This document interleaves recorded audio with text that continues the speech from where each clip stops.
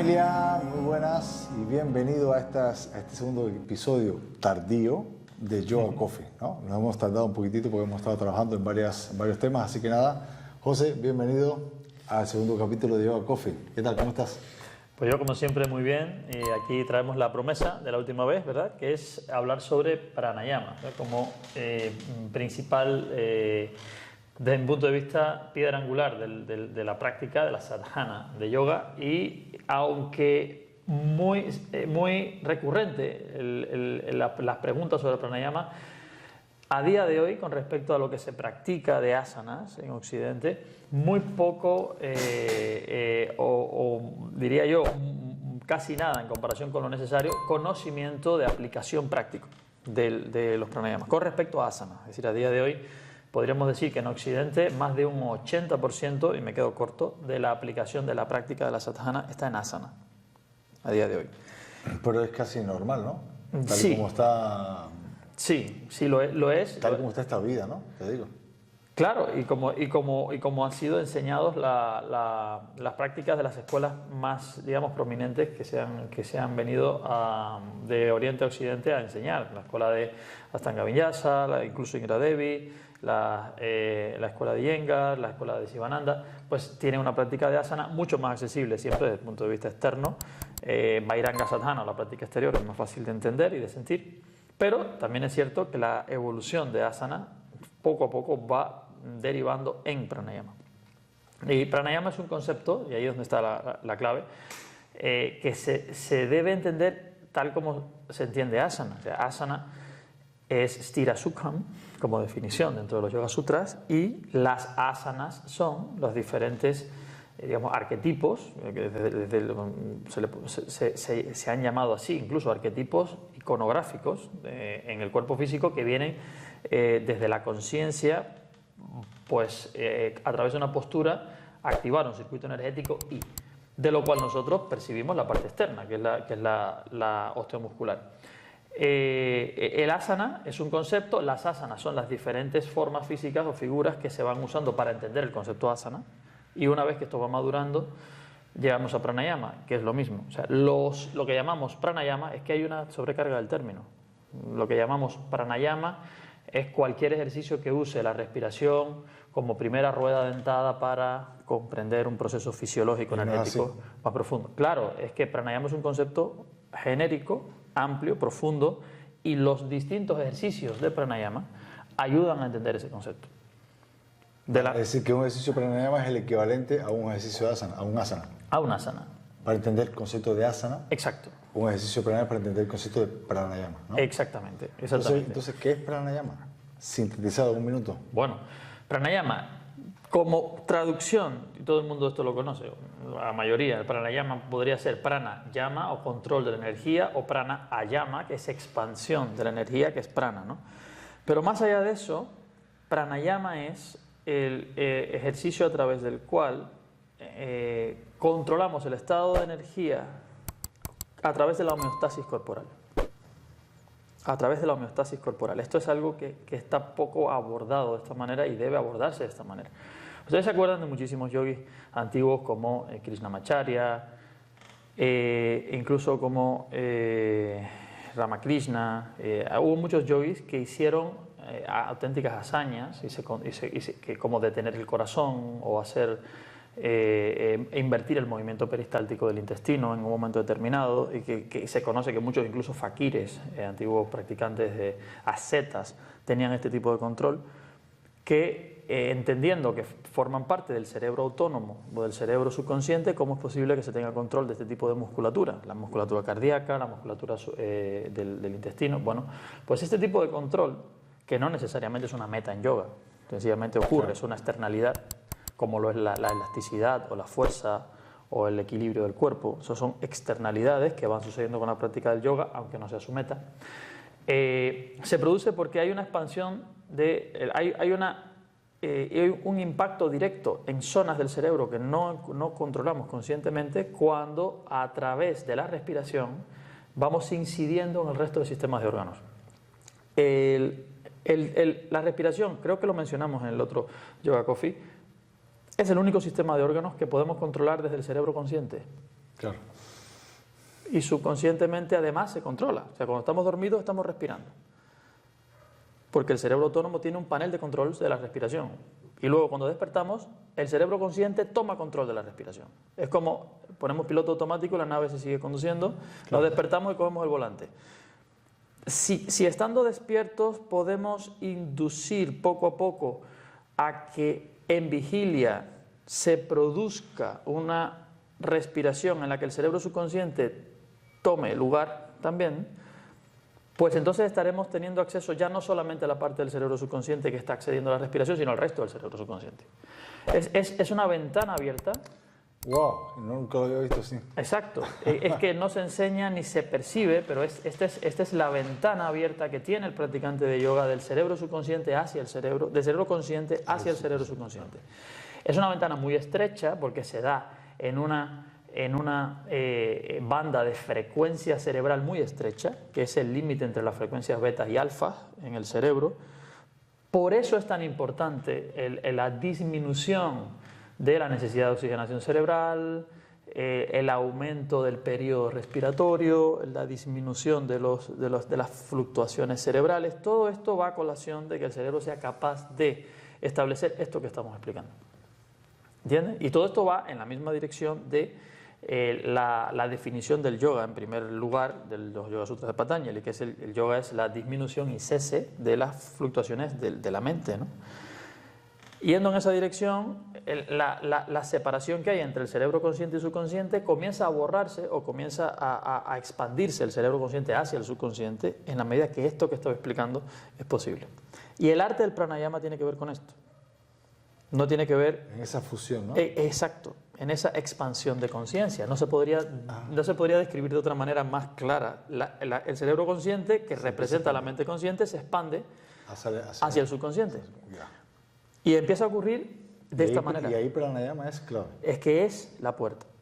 Es la puerta. Es la puerta. Es la puerta. Entonces, hablamos de Vairanga Sadhana o práctica externa, y la práctica externa se produce desde el cerebro consciente, y la parte más externa del cerebro, y por tanto la parte más externa de nuestra conciencia es el aparato locomotor. O sea, cómo nos movemos, cómo coordinamos nuestro cuerpo, la sofisticación con la que el cerebro coordina el cuerpo, que es un asana al fin y al cabo, es el arte de crear un movimiento isométrico global en el cuerpo, produce un asana.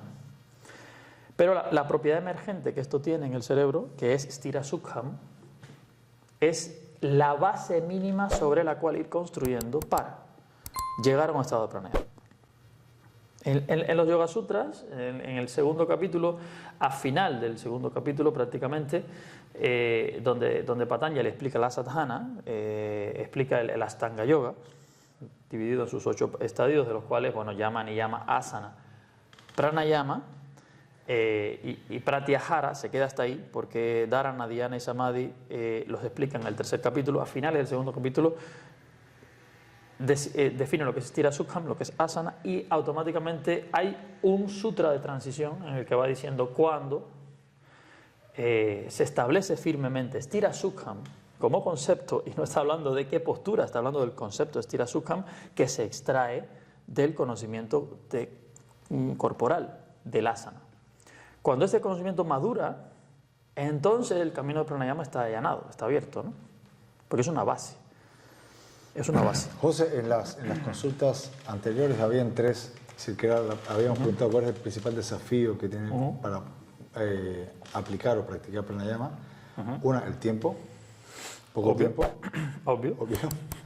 Pranayama, asana, compra, cualquier cosa, menos tiempo, ¿no? Desde luego. Y el otro es cómo desbloquear la energía que siente alguna parte del cuerpo, si funciona para esto, ¿no? Y la otra consulta que era... Sí, la otra era cómo influye la postura en el flujo energético dentro del pranayama. Bueno, partiendo del punto de que asana es un precedente de pranayama y no al revés, o sea, asana está previo a... Stira Sukham es previo al concepto de pranayama. O sea, esto no quiere decir, ojo, que a veces se confunde. No, es que si no practicas posturas de yoga específicamente estas y estas y estas, no puedes hacer pranayama. No tanto así. Se trata de que hasta que no madura la Stira Sukham como concepto, no va a madurar lo es otro. mental, ¿no? Claro, claro, porque si nos sentamos y experimentamos con la respiración profunda, que es otra cosa, es un paso, un estadio previo a lo que significa pranayama, como también la gimnasia y los estiramientos, que es en lo que se convierte un asana cuando no ha madurado todavía y estamos preparándonos, sintiendo el cuerpo, alineándonos, cuesta la postura, la mente salta en la postura, la mente es irritable en la posición porque cuesta, tira. En ese momento no podríamos decir que este practicante esté logrando Sthira-Sukham, está relacionándose con su cuerpo en vías de lograr Sthira-Sukham. Entonces está practicando un principio de asana donde está construyéndola. Cuando uno se sienta a hacer pranayama, se supone que al principio observa su respiración, observa el estado del cuerpo, la postura corporal debería venir un poco del entrenamiento del asana como tal. No es recomendable sentarse a respirar si no tenemos un mínimo de ergonomía en la columna vertebral, desde luego, por razones muy simples. Es decir, si el pecho está hundido, los pulmones están deprimidos. Luego el volumen de respiración es muy pequeño en comparación con el que puede ser, y luego expandir los tiempos de respiración teniendo un volumen cerrado de los pulmones podría dar lugar a una asfixia parcial del cuerpo. O sea, es riesgoso, no es correcto. Por razones fisiológicas es preferible tener un conocimiento correcto de la ergonomía y del sostén correcto de la columna vertebral y que la médula espinal esté expandida. Preparar el terreno. Claro, esto no significa que una persona para poder hacer respiración profunda tenga que estar 4 años practicando asanas, no necesariamente. Tampoco significa que, por lo que digo, que pranayama se vaya a obtener sin el conocimiento de asana, como Sthira-Sukham. No es obligatorio. ¿Eh? No es obligatorio, ¿no? No, digo que pranayama como tal no se va a obtener, pranayama como concepto profundo no se va a obtener hasta que Sthira-Sukham no aparece, porque la postura madura y de ella se desprende el acto de pranayama, que es al revés. ¿Por qué? Pues porque la acción isométrica global produce en el cerebro un estado particular de funcionamiento y de coordinación. A ver. Claro. El asana funciona a través de explicado para un principiante, por ejemplo, como un diálogo entre el cerebro y la piel, entre los propioceptores de la piel o los sensores que tenemos en la piel que nos van transmitiendo por vía del tacto cómo se está sintiendo la instrucción que le estás dando al cuerpo en el ejercicio. Nosotros podemos darle una instrucción cerebralmente al pie, otro a la mano, otro a la otra mano, otro al otro pie. Y el cerebro puede o no tener la posibilidad de coordinar todos los envíos y todos los recibos de información a la misma vez. Estamos acostumbrados a tener una atención secuencial de los mensajes que vienen de distintas partes del cuerpo. Y eso es una forma de funcionamiento que reduce la cantidad de energía que el cerebro tiene que usar para procesar información, el cerebro consciente. Con lo cual, estamos siguiendo un algoritmo de mínimo esfuerzo de procesamiento de información de nuestro cuerpo. Un asana es un ejercicio que incita a un cambio de algoritmo de procesamiento cerebral a la hora de relacionarse con el cuerpo en un ejercicio físico, que desde luego no tiene nada que ver con lo que ancestralmente son los algoritmos de supervivencia y ahorro de energía que tiene el cerebro de un animal que ha estado compitiendo por sobrevivir en el medio salvaje, que es de donde venimos, ¿no? Entonces, si nosotros no establecemos un hábito firme de hacer que el cerebro funcione de forma global, percibiendo a 360 grados toda la piel a la misma vez y coordinando, actuando a la misma vez con el cuerpo entero, el envío y recibo de información, es decir, la cantidad de información y energía que se mueve en el cuerpo por las vías aferentes y eferentes de los nervios, en una persona que practica un asana es exponencial cuando logra el estado de Sthira-Sukham con respecto al que está diciendo apoyo el pie, ahora giro la cadera, ahora extiendo el brazo. Es como 2 más 2 son 12. Exacto. Exactamente. Exacto. Es la propiedad emergente de el asana bien coordinada y sostenida lo que produce el estado de Sthira-Sukham. Visto de fuera, lo más interesante de esto es que no se percibe diferencia, porque la figura puede ser la misma, pero la forma en la que el cerebro internamente se está relacionando con la piel es totalmente diferente. Claro. Y eso un practicante de yoga solo lo puede sentir desde dentro. En la medida que evoluciona ese concepto, el cerebro tiene una posición y una forma de funcionamiento que le permite asimilar y percibir otro tipo de cosas. Y luego pranayama, que no respiración profunda, que es lo que estoy explicando antes, es posible. Ya. ¿Bien? Ahí está la clave de todo. Ahí estamos. Entonces, José, para el practicante de yoga, que sea principiante, independientemente del nivel que tenga, ¿cómo abordar pranayama? Las personas que dicen, voy a empezar a practicar pranayama, así, sobre la marcha, sin tener que ser una preparación, esto que te dice, este Stira Sukham, ¿es conveniente? ¿No es conveniente? ¿Se puede empezar a tener una primera experiencia, una aproximación sin tener...? Ahí es donde la pregunta de ¿la postura física influye en el flujo respiratorio, en el flujo de energía del cuerpo? Definitivamente sí. Pero no solamente la ergonomía externa, sino la forma en la que el cerebro se está relacionando con el cuerpo. También, de las dos cosas. En una práctica de respiración profunda es fundamental que el cerebro tenga, primero, físicamente una posición correcta. Es decir, el cerebro de una persona que está hundida, que está sentado y se deja hundir, pues es una médula espinal comprimida y es un cerebro que tiene muy poco espacio entre el lóbulo frontal y el hueso frontal. Los globos oculares suelen estar tensos, las cervicales están tensas, luego toda la musculatura occipitofrontal también lo está, y es una mente que suele estar, o bien tiende a estar aletargada y embotada, o alterada e irritable. Sí, lo que en yoga son estados tamásicos, tamas, o rajásicos, alterados, ¿no? En ninguno de estos dos estados la mente va a desarrollar en realidad un estado de pranayama. Y aunque las forcemos a mantenerse presente en una respiración larga, no vamos a producir sino tensión. Si no conscientemente, subconscientemente se va a almacenar. Y estos son, digamos, los riesgos del pranayama que están, uno de ellos que están descritos en los antiguos tratados de yoga, donde hablan de que los pranayamas tienen que ser aprendidos con mucho cuidado, precisamente porque muchas veces forzamos al cuerpo fisiológico y a la estructura de prana maya kosha del cuerpo, y el resultado no es necesariamente sensible desde el principio. O sea, si en una asana nos pasamos, nos duele la pierna. Oye, creo que me estiré demasiado, me parece que me hice daño en un tendón. Y esto es una bendición desde el punto de vista de que cuando te equivocas lo sabes. Es un indicador, claro. Oye, me estoy equivocando, déjame ver si... Sí. Pero muchas veces en las respiraciones esto no pasa a priori, no sabemos que estamos violentando una máquina más sutil y más profunda que tarde o temprano nos va a dar un resultado negativo. Sí, te puede estar cargando una parte, una funcionalidad que no lo sabes. Sin saberlo. Y sí que hay muchos ejemplos de, por ejemplo, migrañas recurrentes por respiraciones forzadas, o sensaciones de gastritis por respiraciones forzadas también.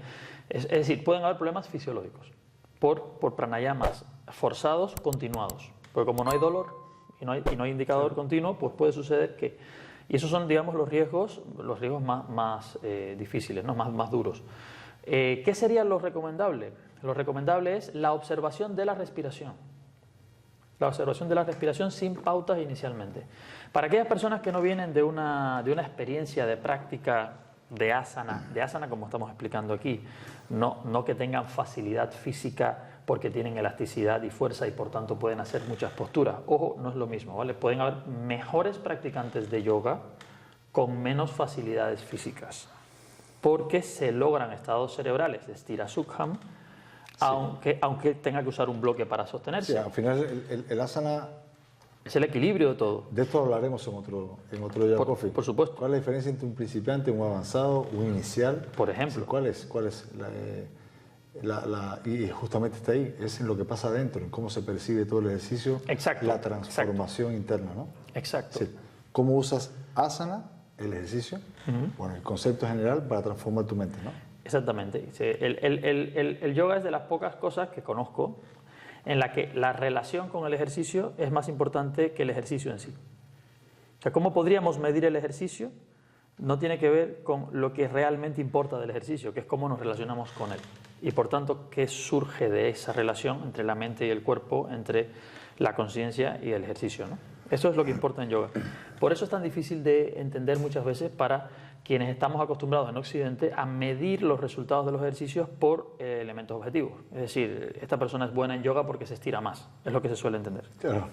Y por tanto, si lo llevamos al plano del pranayama, de lo cual lo único visible es la respiración, porque todo lo demás está ocurriendo en sistemas de órganos que no son controlados conscientemente, sino se llega por homeostasis, es decir, cómo impacta y cómo el cerebro coordina la nueva pauta respiratoria con el resto de sistemas de órganos, entonces entendemos a priori, por ignorancia muchas veces, que el que más respira o el que más largo puede respirar es un mejor practicante de pranayama. Entonces, si inhalo más tiempo, exhalo más tiempo y retengo más tiempo, entonces parece que respiro mejor. Entonces, esto es el error, igual que lo es en asana, del mejor practicante o el practicante avanzado. Por eso no deberíamos tener prisa en pautar la respiración, en decir, ahora voy a respirar en 8 o en 12, si todavía no sabemos cuál es el patrón natural de la respiración nuestra. ¿Y cuál es el patrón natural? Ahí vamos, ahí vamos. En la medida en la que estamos en un estado consciente, esto es lo interesante y es el primer consejo que le daría a todo el mundo, o sea, sean practicantes principiantes, lleven 30 años practicando pranayama, hagan lo siguiente. Si ustedes son conscientes, están en el estado beta de frecuencia cerebral, se han despertado, la respiración que ustedes perciben, sin manipularla o manipulándola lo menos posible, es un patrón entre inhalación, exhalación, que refleja el equilibrio metaestable o estable que puedan tener todos los sistemas de órganos en nuestro interior, a lo que el cerebro mantiene en ese equilibrio, usando ese patrón respiratorio. En la medida que vamos incidiendo en ese patrón, el cerebro tiene entonces que equilibrar la cantidad de latidos del corazón, la presión del diástole y del sístole del corazón, todos los demás sistemas de órganos se tendrán que ir adaptando al nuevo patrón respiratorio, porque se ha introducido un cambio. Entonces, esto es lo que realmente ocurre en el cuerpo. Entonces, cuando tomamos la respiración y la vamos transformando y no podemos medir o no sabemos medir cómo va impactando esto en el resto de sistemas de órganos, vamos a ciegas. Porque no sabemos todos los esfuerzos que está haciendo el cerebro para equilibrar esto. Va a impactar. Siempre, porque estamos diseñados para eso. No sabes cómo, ni en qué momento, ni cómo lo vas a experimentar, pero lo va a impactar. Claro.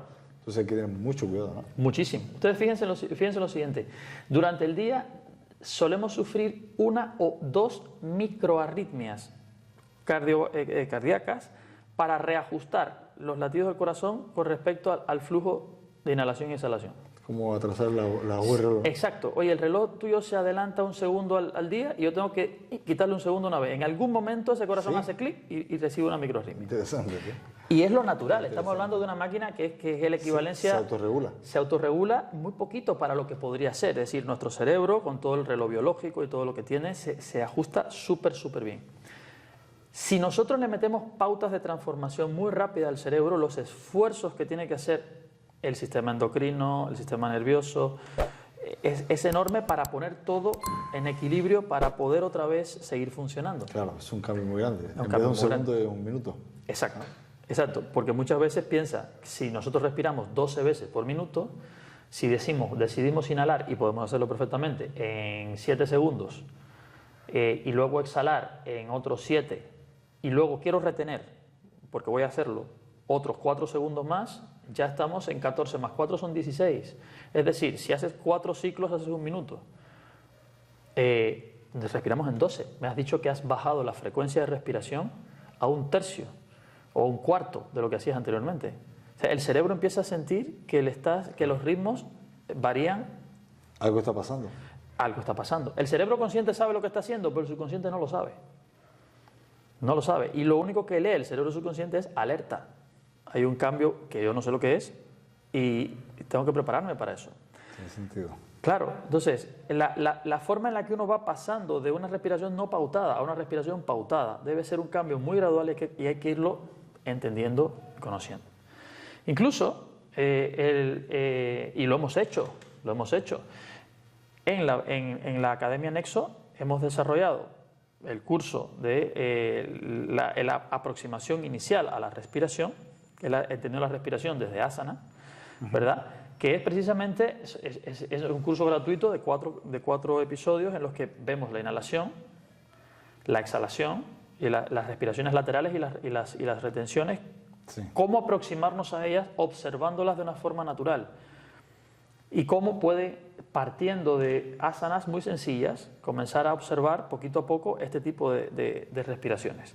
Porque lo interesante es cómo irnos introduciendo en la observación de la respiración y entendiendo pranayama como el arte de introducirnos a través de la respiración desde un sistema de órganos que controlamos conscientemente, que es el respiratorio, al resto de sistemas de órganos y por tanto al resto del cerebro subconsciente y por tanto en un futuro a la mente subconsciente, que es la que nos permitirá desarrollar la práctica profunda de yoga o Antaratma Sadhana a través de esa pequeña ventana, ¿no?, que queremos conseguir. ¿Cómo podemos lograrlo? Pues lo primero que hay que hacer es no alterar y ganarse de enemigo en vez de aliado al cerebro subconsciente. Precisamente no violentando el cambio de pauta respiratoria violentamente. O sea, aprender a observar la respiración es lo primero. Es lo primero. Lo mejor es un estado de conciencia muy gradual, muy neutral, que es lo que se suele obtener si las posiciones de yoga, si las asanas están practicadas de forma balanceada y después de hacer la práctica de asanas tenemos una sensación de tranquilidad y neutralidad. Si esa es la sensación que queda después de una práctica de asanas, podemos decir que el estado de conciencia que tenemos es el más tranquilo posible y luego la respiración que va a surgir de allí es una respiración lo más equilibrada posible. Es un buen momento para respirar. Pero si no hacemos asanas todos los días, el mejor momento es aquel en el que nos sentimos más tranquilos y equilibrados del día. O sea, no elijan momentos de alteración, obviamente, para observar la respiración, porque lo que van a observar es el resultado de un estado alterado de conciencia en la respiración. José, pero de todos modos, viendo esto que tú me dices, una pregunta, disculpa. Si el objetivo de pranayama es justamente influir en ese estado energético, ¿vale?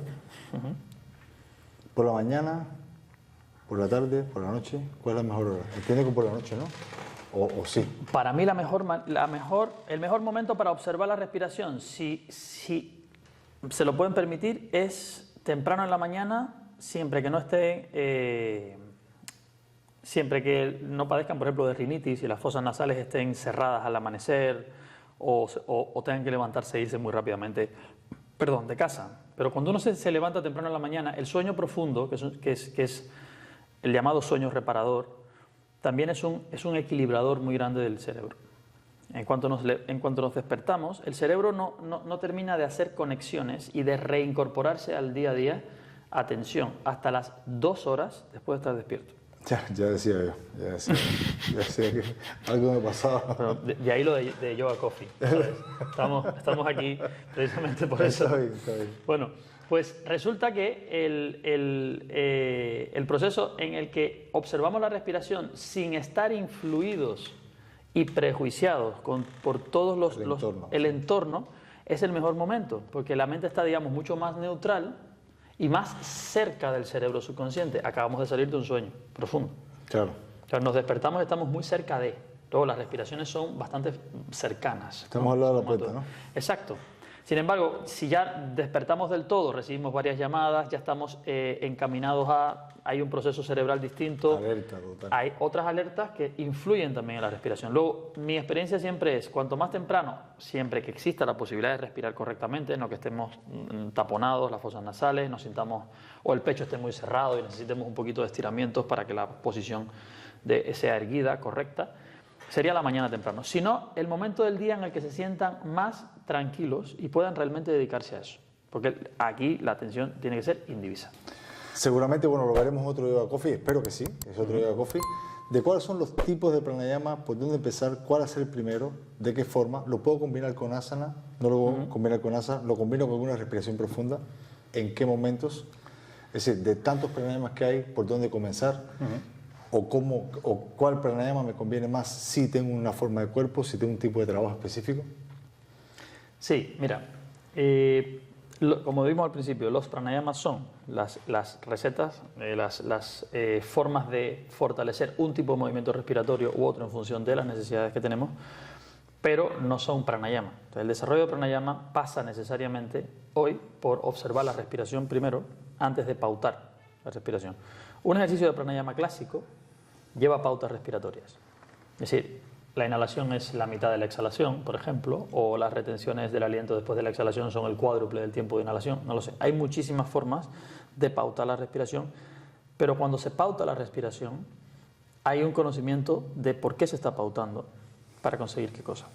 ¿Y con qué propósito? Claro. ¿Y con qué propósito? Primero, la mayoría de las veces este tipo de conocimiento se obtiene o bien de la observación de asana y de las diferentes partes del cuerpo y cómo esto influye en la respiración, y de ahí el curso que hemos desarrollado de observar la respiración desde asana, que está en la academia, donde podemos ya todo el mundo podría dar sus primeros pasos en observar la respiración de una forma sin riesgo ninguno, y para que comiencen a tener información y conocimiento de su propio patrón respiratorio, que es fundamental.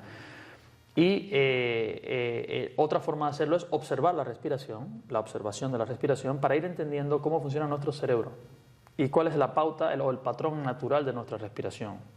No de un día, sino de muchos días seguidos, normalmente, si es posible, a una misma hora o en un mismo estado cerebral, para que uno pueda comparar peras con peras, no peras con manzanas, ¿no? Porque si en un momento del día que estemos más activos, la respiración es diferente a cuando estamos más pasivos, o cuando estamos alterados, o cuando estamos tranquilos. Tenemos que comparar lo mismo con lo mismo varios días seguidos para realmente tener una media de nuestro patrón respiratorio y entender la diferencia de inhalación y exhalación, o qué es más difícil de ampliar, la inhalación o la exhalación, y cómo puedo hacer que surja una retención sin violentar el cerebro. Es lo que hablamos. Si no podemos meterle un cambio muy brusco a la respiración, pretendiendo que el cerebro no se va a quedar alerta o tenso, o no va a devolvernos esa tensión de alguna manera, ¿no? Entonces, el arte de ir creando un pranayama viene de la observación de la respiración y de introducir la pauta respiratoria de la forma menos agresiva posible. Ahí es donde está el arte del aprendizaje del pranayama y de la enseñanza del pranayama de cara al profesor. Lo más sencillo es enseñarlo desde asana, y esa es mi experiencia. Pero entiendo que sin haber practicado asanas durante muchos años, se podría comenzar a observar la respiración para entender cómo funciona el cuerpo con una buena ergonomía y un buen espacio torácico. Eso sí, si tenemos una posición negativa, errónea de los hombros y del pecho del cuerpo, el sistema nervioso no está en una posición correcta, el sistema respiratorio no va a poder tener el volumen a disposición de los pulmones que debería tener, y luego las respiraciones no se pueden expandir lo suficiente porque pueden ser riesgosas para la salud. Pero teniendo eso salvado, conociendo eso, si observamos la respiración, podremos ver cómo podemos aumentar los tiempos de inhalación y exhalación hasta producir el equilibrio que queremos, porque al final sigue siendo un equilibrio emergente de...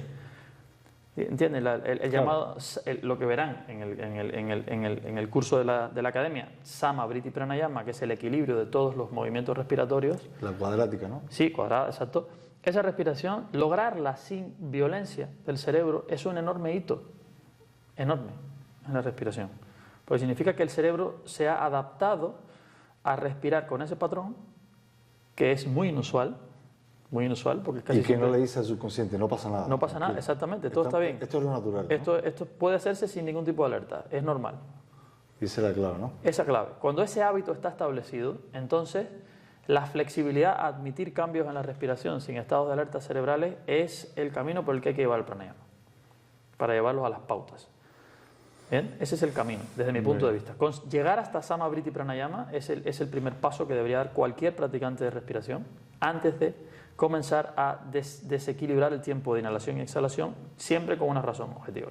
Razones de las cuales hablaremos en el próximo Yoga Coffee. Bueno, en el próximo o no, porque tenemos una invitada especial. Cierto. Tenemos una invitada especial, muy especial del mundo de la psicología en el próximo capítulo de Yoga Coffee. Es una psicóloga que tiene además máster en divulgación científica y en neurociencia. Y nos va a acercar a la psicología del yoga y le va a aportar un enorme valor a toda la comunidad de Nexo y a la academia de Nexo Yoga, porque... Sobre todo a profesores. Sobre todo profesores, porque echar un vistazo, asomarnos al mundo de la psicología desde el yoga, desde la ventana de las neurociencias, es probablemente el punto de vista más compatible que pueda haber con la enseñanza del yoga, ya que desde el principio estamos actuando sobre la forma en la que funciona el cerebro, sobre la forma en la que funcionan las redes neuronales, y la forma en la que se entiende la psicología desde la neurociencia es, digamos, el lenguaje más compatible con el de la enseñanza del yoga. Así que vamos a tener aquí a nuestra invitada, se llama Eva Machado, la vamos a tener en el próximo encuentro, y nos va a dar un marco de interpretación del el mundo de la psicología, del yoga, y nos va posteriormente a presentar resoluciones de problemas específicos de la psicología que pueden aproximarse desde la práctica y la enseñanza correcta del Sí, yoga. la idea es hacer una colaboración bien directa entre lo que es la psicología y el yoga, de cómo funciona la mente del individuo, la parte psíquica, biológica de una persona que, por ejemplo, tenga depresión, ansiedad o estrés o algo, algún este tipo de enfoques mentales y de tratamientos que debe tener, y cómo se puede enfocar esto con yoga. Es decir, si la mente o el comportamiento, etcétera, de una persona que tenga ansiedad funciona también, al final tiene una matriz geométrica. Exacto. ¿No? Exacto. Entonces, si esto tiene una matriz que se puede representar en cuanto a cadenas musculares y demás, y más profundamente hasta dónde puede tocar, entonces debe tener una solución con yoga, o al menos sí, una aproximación. Sí, eso es lo que hay que validar. Claro. Ya veremos cómo se ve. Claro, cómo se ve y cómo se puede dar seguimiento a personas que están siendo tratadas psicológicamente en mano a mano con profesionales de la psicología. O sea, cómo se puede medir que la práctica que se está dando de yoga con una persona que tiene este diagnóstico específico está realmente siendo efectivo para ayudar a este tipo de personas. Es una forma más de aumentar el alcance y de tener herramientas actualizadas y argumentos de enseñanza actualizados a día de hoy para todos los practicantes y los profesores del Nexo Yoga, de la academia y de nuestra comunidad. Va a ser espectacular. Familia, pues nada, muchísimas gracias por vuestra atención, José.